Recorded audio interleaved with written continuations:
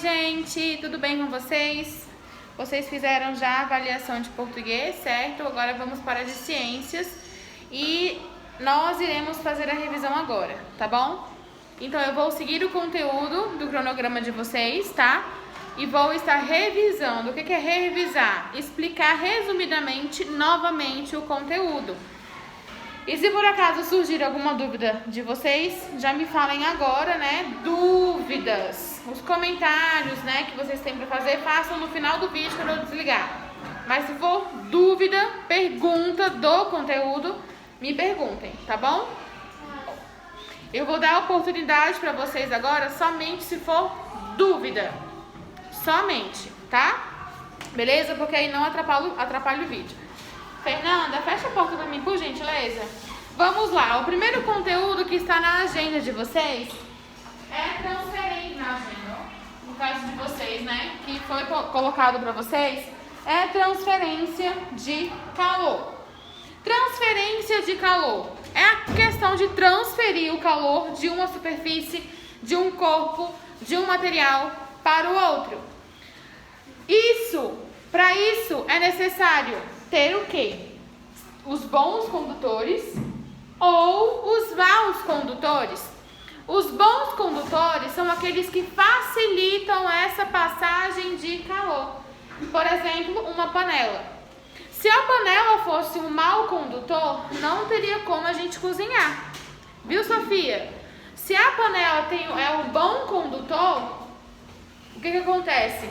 A temperatura daquele fogo, daquela labareda, ela vai passar para a panela.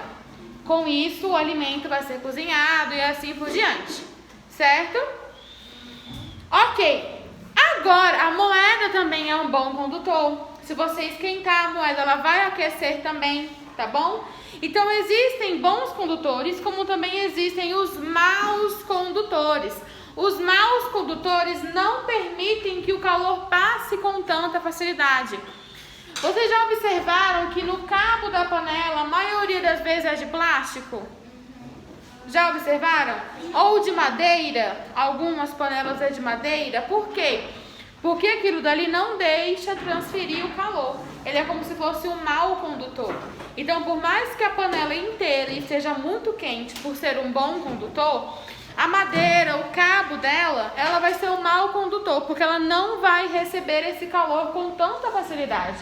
Pode ser que fique meio morninho, mas é uma temperatura super suportável que você consegue segurar, consegue retirar a panela do fogo e assim por diante, tá bom? Como, por exemplo, também a madeira. Se eu tenho uma mesa de madeira e vou colocar uma panela quente em cima, eu consigo passar a mão por debaixo, não vai estar quente, tá bom? Pode ser que fique um pouquinho, a gente sinta que está com uma temperatura um pouco diferente. Mas não é a mesma coisa se fosse um bom condutor, tá bom? Então, um bom condutor é quando permite essa passagem de calor, essa troca de energia, essa troca de calor. Mau condutor não permite, tá bom? O próximo conteúdo de vocês é o estado dos materiais, que está lá na página 17. Prestem bastante atenção no que eu vou falar. Todos vocês que forem estudar com o livro e tal, leiam com muita atenção esses 3 tópicos que estão coloridos de verde, amarelo e rosa. Vermelho, laranja.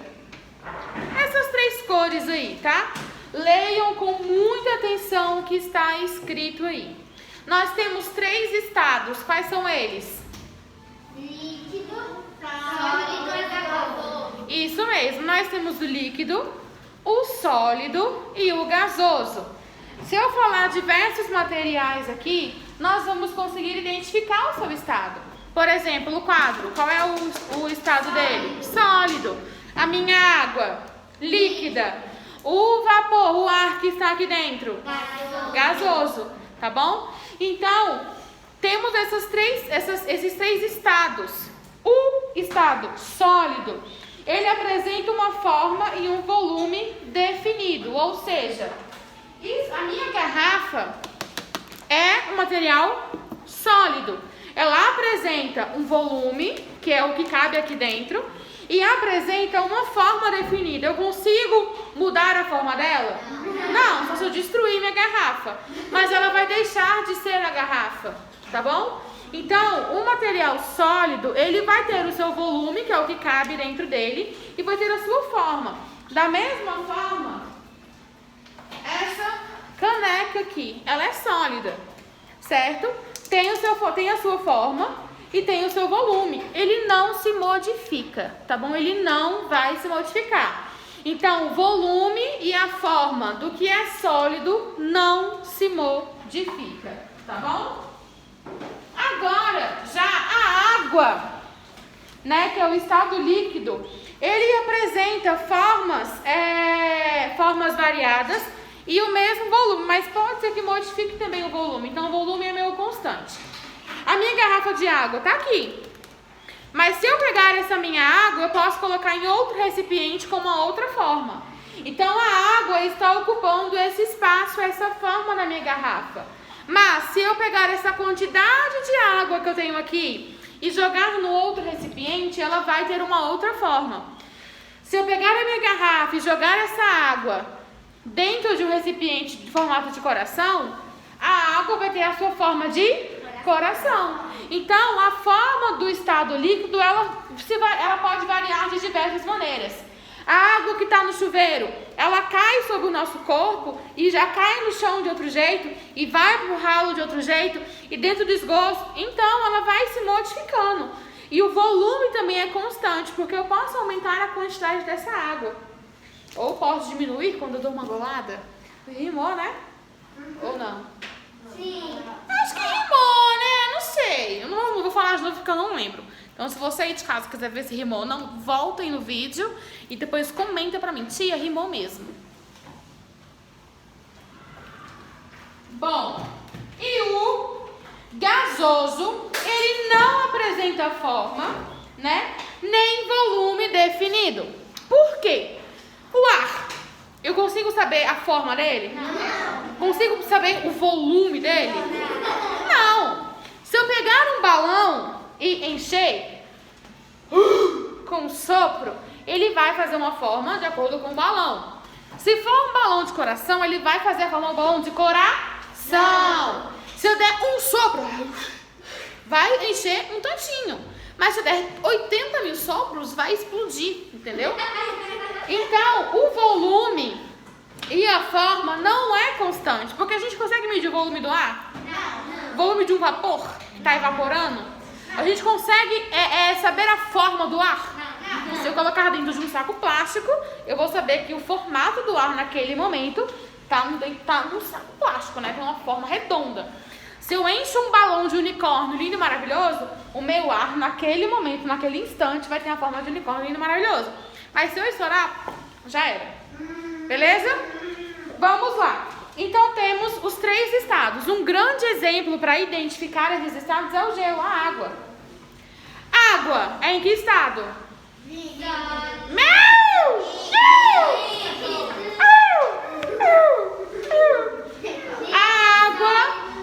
Não, peraí. Água. Qual é o estado da água? Líquido. Obrigada a Deus, amém, né? Líquido. Se eu ferver uma água e começar a sair aquela fumacinha, qual é o estado?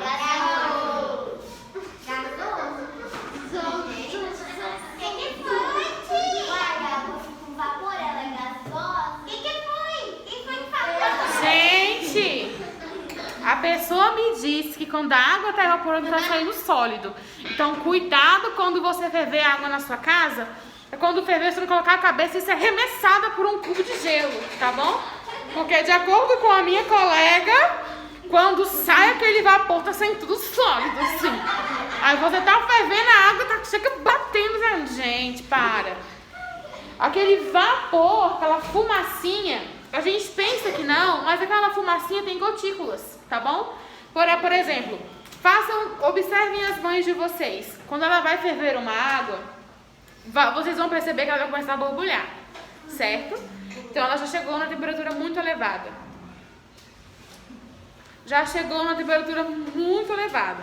Se eu tampar aquela água que está fervendo, você pode observar que a tampa vai ficar molhada. Por quê? Porque aquele vapor é de quê? De água, tá bom? Beleza?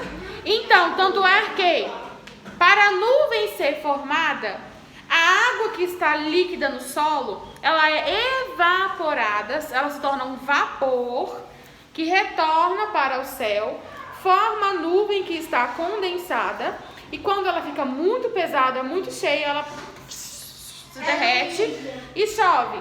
Então, acontece esse processo repetidamente, beleza?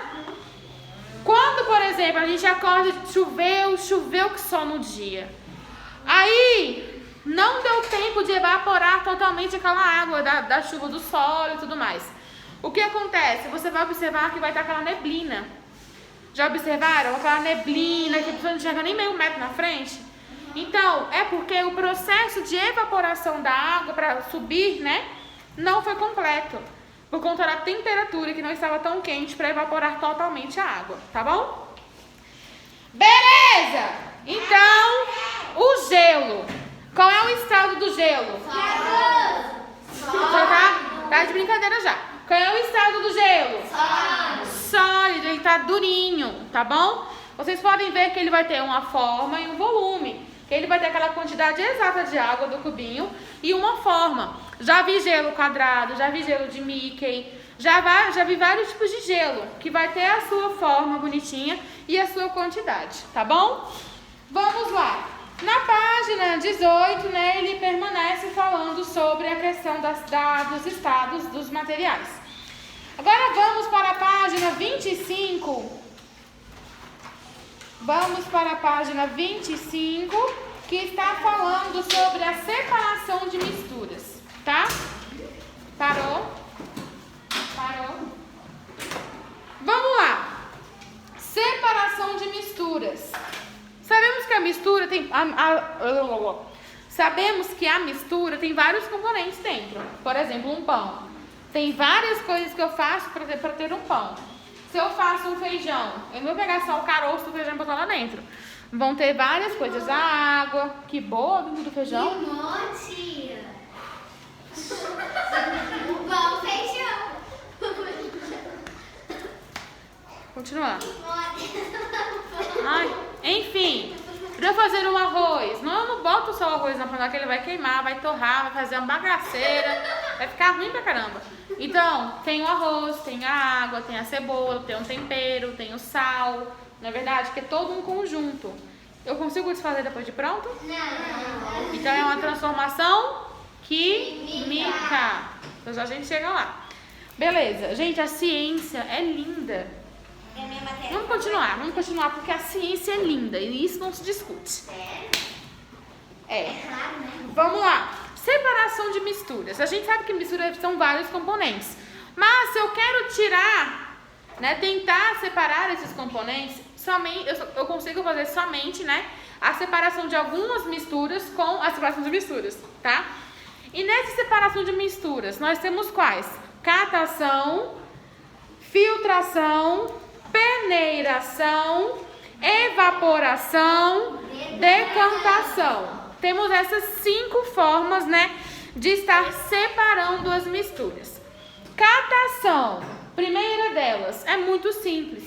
É como se tivesse um feijão e um milho misturados. A gente consegue sim catar o feijão e catar o milho. Com o dedinho a gente consegue estar catando, separando. Então a catação ela é feita de maneira manual mesmo, tá bom? Quando a sua mãe vai fazer um feijão ou o seu pai vai preparar um feijão, que ele tira do saco, algumas das vezes a pessoa faz a catação. Separa o feijão que tá bom do feijão que está ruim, tá bom? Vamos lá, peneiração. O próprio nome já diz, peneiração. Muitos pedreiros tendem a fazer isso, por quê? Porque eles pegam aquela areia para poder preparar o cimento. E muitas das vezes essa areia tem pedrinhas dentro, tem coisas que não são necessárias, que vão deixar o cimento ruim. O que ele faz? Vai pegar uma peneira bem grande que eles têm, colocar a terra dentro e mexer.